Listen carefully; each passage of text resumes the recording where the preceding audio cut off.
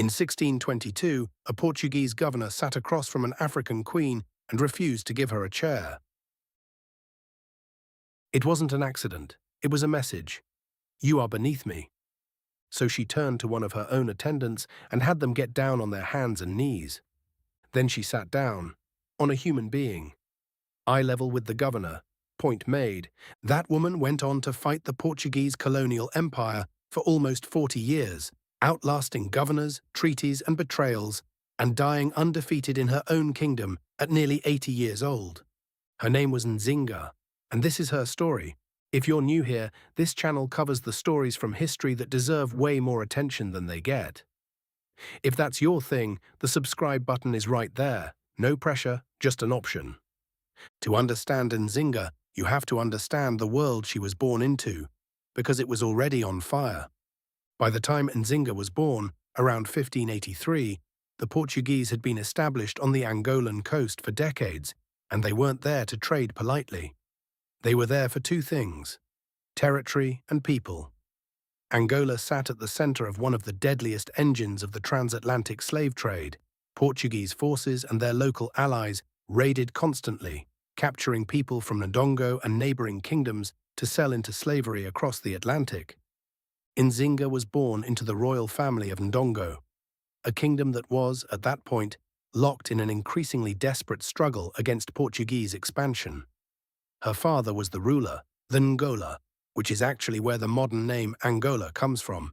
And from a young age, Nzinga was trained not just in courtly life, but in the political and military skills that would define her entire life. She learned to fight, to negotiate, and to read the room in a court full of enemies. Skills she would need for the next 60 years. By the time she was an adult, her brother Mbandi had taken the throne, and the kingdom was losing. Portuguese pressure was relentless, the slave trade was hollowing out the population, and Ndongo needed something drastic. A negotiator good enough to buy the kingdom time. That's where Nzinga stepped onto the world stage. In 1622, Nzinga's brother sent her to Luanda, the Portuguese colonial capital, to negotiate peace with the governor João Correia de Sousa. This is where the chair incident happened, and it's worth slowing down on because it wasn't just theatre. It was a calculated political statement in a culture where seating position at a negotiation directly signaled rank and authority. By refusing to be seated on the floor while the governor sat above her, Nzinga forced the negotiation to happen as an exchange between equals. Or at least, she made sure everyone in that room understood she saw it that way, whether the Portuguese liked it or not.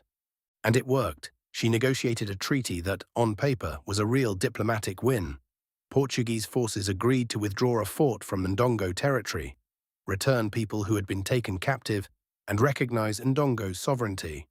As part of sealing the deal, Nzinga was baptized as a Christian, taking the name Ana de Sousa. Historians still debate exactly how sincere that conversion was versus how strategic it was, probably some of both. Christianity gave her a diplomatic language the Portuguese respected, and it opened doors in negotiations for years afterward. She used religion as a tool of statecraft, the same way she used language, marriage alliances, and military threat. But peace on paper and peace in practice were two very different things. The Portuguese kept raiding, the treaty barely slowed down the slave trade, and back home, things were about to get much worse for Nzinga personally. Not long after Nzinga's negotiation, her brother Mbandi died.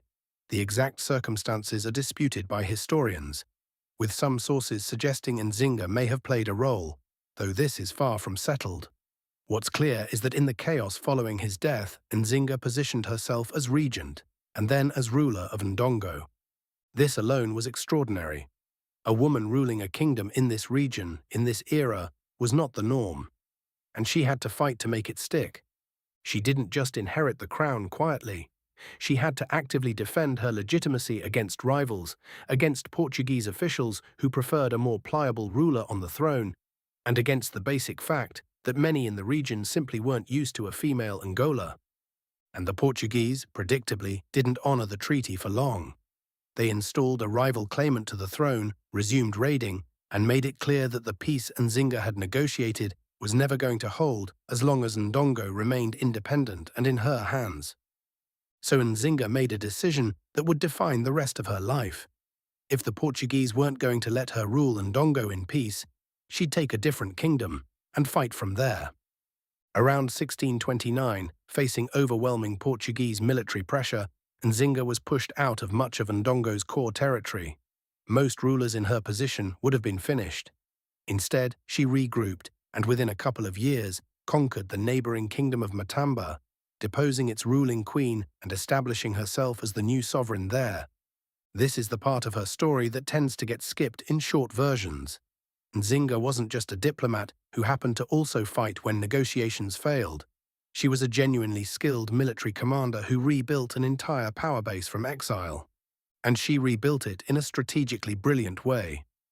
Nzinga opened her territory to runaway slaves and to African soldiers who deserted from Portuguese allied forces, offering them protection and a place in her army in exchange for loyalty.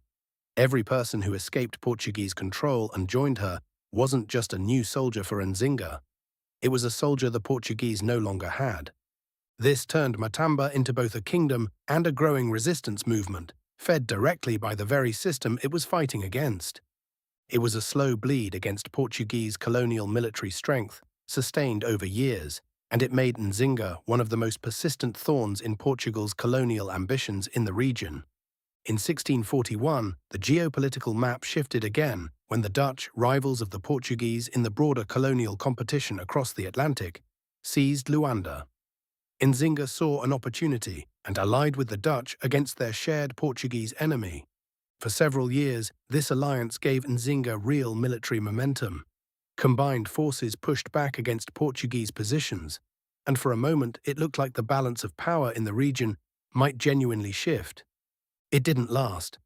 In 1648, Portuguese forces recaptured Luanda, and the Dutch were pushed out of Angola entirely. With her main ally gone, Nzinga was back to fighting largely on her own.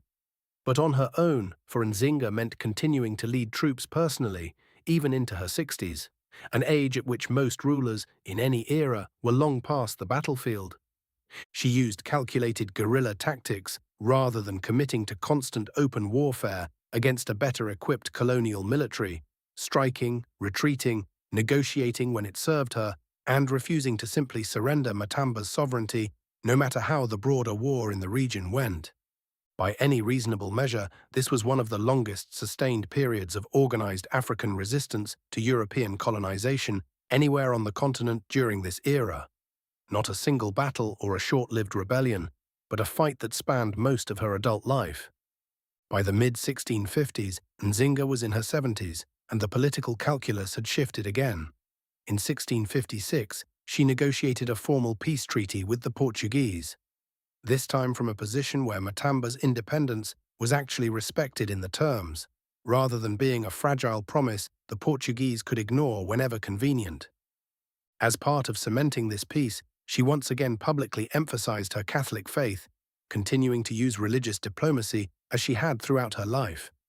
In her final years, Nzinga focused on rebuilding Matamba's economy and population after decades of warfare, and reportedly worked to curb some of the region's participation in supplying the slave trade.